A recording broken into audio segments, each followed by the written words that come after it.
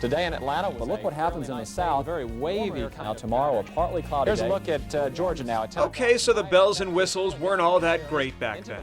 Who needed them? We could even see 70 degrees. Ken had a way of delivering the forecast that transcended technology. He's a veteran forecaster. Believe it or not, Ken didn't start his career on TV.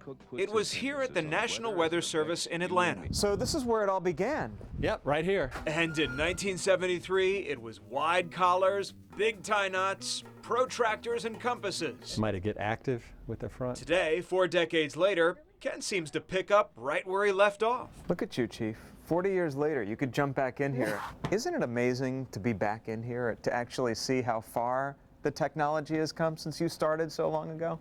Oh, wow. It's changed a lot. You know, we did have radar back when I was starting Weather Service 40 years ago, but not the beautiful color radar presentation that we have now. Ken worked hard behind the scenes, learning his craft, but being out of the spotlight, that wasn't where the chief belonged. A lot of places all the way from Texas and Oklahoma. It was on television, being North Georgia's weatherman.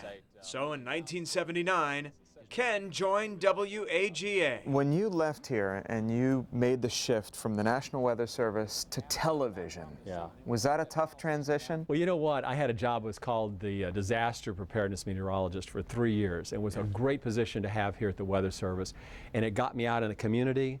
It got me into the schools. It got me into talking to the media. All right, here we go. All the ingredients Ken needed to unleash his unforgettable personality on our community. Now, with the lights and the cameras, and suddenly in the spotlight, Ken had to blend his forecasting ability with a little bit of razzle-dazzle.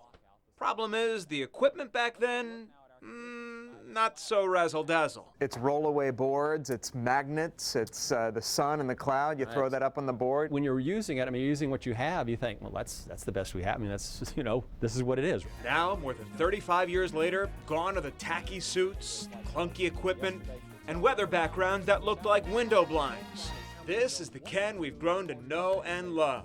At his best, using the best technology in the business. You gonna miss it? You gonna keep up with all of it? I'm gonna keep up with the weather. You know, I'm not gonna have to have it ready by a specific time. You know, it's not gonna be ready by 5 o'clock. You know, I'm still a meteorologist at heart. I wanna know what's gonna happen.